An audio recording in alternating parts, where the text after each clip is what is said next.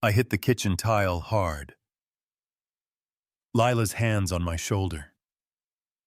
Zadie frozen by the fridge, the room tilting like a bad carnival ride, and that old refrigerator humming way too loud. Then a clang out in the parking lot, and a voice that cut through the fog. Show me, and that's how a stranger with grease on his knuckles ran up 3 flights and knelt beside me while my girls cried. You know what I mean? They said his name was Eli. He checked my pulse, rolled me on my side, called 911, like he'd done it 100 times. Calm voice, warm eyes, and when the paramedic asked, "Are you family?" he said, "I'm who they have right now, yeah, that happened." I woke in a cool room under lights that made everything look honest. The doctor saying pneumonia, anemia, malnutrition, which is a polite way of saying I'd been pouring from an empty cup for too long, and when the word insurance came up, my heart rate tattled on me, and Eli stepped in, "Tell me best care, no delays." I croaked that I didn't even know him, and he said, "Your girls do," which hit me harder than the tile 3 days later. They discharged me into a life I didn't recognize, his guest house in Pine Hollow, with windows that caught the afternoon sun, Alma, the housekeeper clucking like a mother hen, and shoving soup at me, Buck, the grounds guy showing the twins how to make a sprinkler turn into a rainbow. His daughter June in red sneakers hovering with a library book and a hopeful look. "Can they play?" she asked, and my Lila chin high, like always said. When Mama's better and June nodded like tomorrow was close enough, recovery was not glamorous. It was sleep and oatmeal and Dr. Barker's steady voice. It was learning to breathe without counting pennies. It was my body remembering hunger and then fullness, and in the quiet, I remembered a different me, the woman who used to color code calendars at a law office, who could wrangle 3 attorneys with a polite call and a firm spine. Eli visited evenings, never long, always something small in his hands. Watercolor sets, strawberries, a blanket soft as a second chance. He asked how I really was and waited for the messy answer, rarer than you'd think, on day 5. He leaned on the porch rail and said, simple as a glass of water, "When you're well, I need a household manager. I'm terrible at ordering maintenance inventory. It's costing me money and nerves." I laughed, then realized he meant it. "You're offering me a job," I said. "Salary, benefits, normal hours, health insurance," he said. "Live here as long as you want, no commute. The girls can walk to school." What's the catch, right? Old reflex. The catch is you're good, not a charity case, he said. If you hear pity, say no. If you hear dignity, say yes. Dignity sat in my throat like bread. I said yes. And also that I'd pay rent. He smiled and told me to argue with Alma about the number, not him. The first week, I shadowed Alma. I found a dozen half-made systems spreadsheets that didn't talk to each other. Stickies becoming fossils, vendor emails with subject lines like "quick question." I built a single dashboard at the kitchen island, with 1 cup of coffee and a stubborn streak.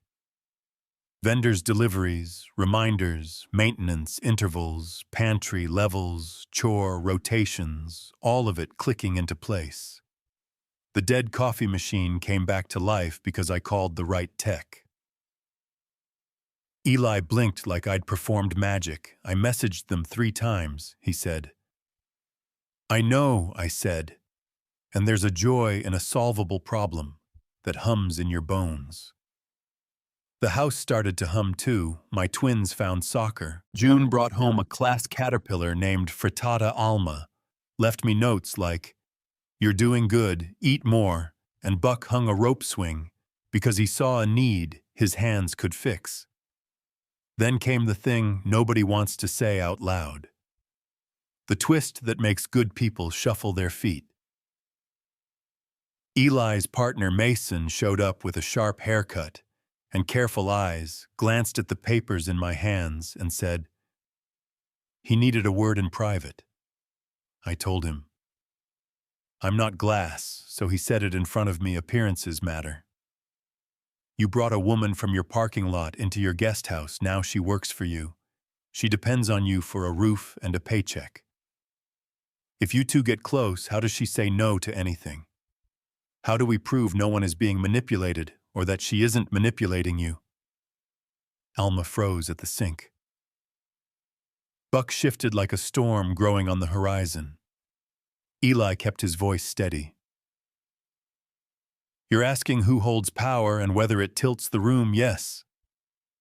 Mason said, blunt, but not cruel. I spoke because silence was about to harden into something uglier. I said I'd been manipulated plenty by people who cut hours, because I had kids and raised rent, because they could smell fear if he thought I needed a man to rescue me. He misread me by a mile, Mason said. He believed me, but headlines don't, lawsuits don't, rules don't. That night on the porch under cicadas that never clock out. Eli said, he isn't wrong, and I said, we aren't together, not like that. And the word together hung there like a crosswalk light, he said. If we ever were, he'd have to make it impossible for anyone to say I lacked choices, and I said I'd have to know. I wasn't mistaking gratitude for consent next morning. I asked Alma for a white tablecloth and called Buck in. When Eli got home, I had documents clipped and ready. Transparency, I said, and laid them down. My employment contract separate from anything personal, a housing agreement at fair market, rent that I would pay, a clause granting me access to independent counsel on his dime. If I ever felt pressured, written boundaries for work and for home. Alma raised her eyebrows. Buck nodded. Eli slid over one more page. This says if you ever leave for any reason, including me being an idiot, you get 3-month severance, relocation support, and an unqualified reference we all signed, and something in my chest unclenched. You could call it trust or just the relief of structure, holding a heavy thing. Life steadied. The kitchen never ran out of coffee filters again. A fence slat got fixed before it became a problem. I caught him humming off key and felt my heart pull a face like, really? We're doing this at the company holiday party with too much gold. Everywhere he asked me to dance, I said. People would talk, and he said, let them talk about rhythm. For once we moved for 3 minutes, like no one owed anyone a headline. Mason watched from a table and later said he'd rather look like a cynic now than a friend who looked away. Later I told him. Protecting Eli and protecting me. Don't have to compete, rumors, bent simple moments into crooked shapes. A cousin of a cousin posted something. Tessa, the part-time chef made a face in a doorway. We rolled the grenade into the center of the room before it exploded behind our backs.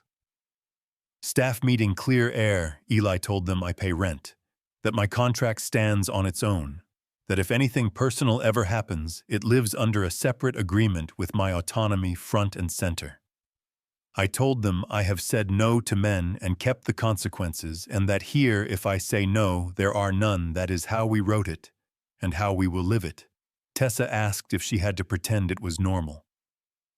Alma said, you just have to do your job and treat people right. Same rules as always. A week later, his mother Evelyn arrived with cookies and the kind of presence that makes a room honest. On the porch, she told me she'd been her husband's secretary when they fell in love. They called her a gold digger. 40 years later, they came to his funeral and thanked her for keeping him human. People talk, truth stays, she said, one Tuesday after glue and glitter for a school project and an argument about whether Pluto counts. We washed dishes in quiet, and our fingers touched, and Eli went formal with dish soap on his wrist. You don't owe me a story that makes anyone feel comfortable. But if you want this, say it. If you don't, tell me now, and I'll make it easy to stay allies. I thought about the wrench clattering the hospital lights afternoons, with Alma teaching tortillas and Buck hanging swings, June calling my girls her sisters without a committee vote. Paperwork and boundaries, and the way his grief sits next to mine without jostling. I said, I want this, and the rules stay, the contracts, the counsel, the clarity. He exhaled like he'd been holding his breath for months, and kissed me not. Fireworks, a new door in a house I thought I knew. We did not sprint to white chairs and a headline ending. We did something braver and honestly more boring. We built a life careful enough to hold up in daylight dinners with vegetables the kids claimed to hate. Mornings where the coffee was always there, because the system told Alma when to reorder workdays, where I ran calendars like trains, and he texted midday. Thank you for the calm, Mason softened into respect on a balcony. Evelyn took the kids to the museum, and they argued the whole way that Pluto counts later. Eli set a small blue box on the table like a bird rescued from a storm and said, I didn't owe him an answer. Only the right timing. I didn't open it. I took his hand and said, let's keep doing the brave thing.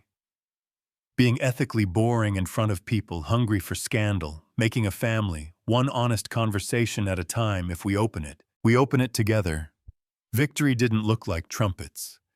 It looked like peace with a spine, like dignity that didn't need to fight in every room, like a woman who hit the tile learning to stand and then learning to accept help without apologizing. Like a man with resources holding power with open hands, like three kids deciding Pluto is back in the club, because sometimes love gets to rewrite the rules, so here's where I leave it with you. Not tied in a bow, but set on the table like that blue box. Where is the line between help and control? When does protection turn into possession? When does gratitude turn into consent? If you've lived any part of this from either side, tell me what the world got wrong about your story. Drop your take in the comments. Push back if you need to share what you've seen about class and power and second chances. And if you want more messy, true life told straight, hit subscribe.